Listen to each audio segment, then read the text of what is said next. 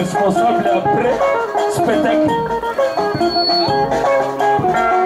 Spectacle, comment on? Où est Bayuda? Oh, Bayuda.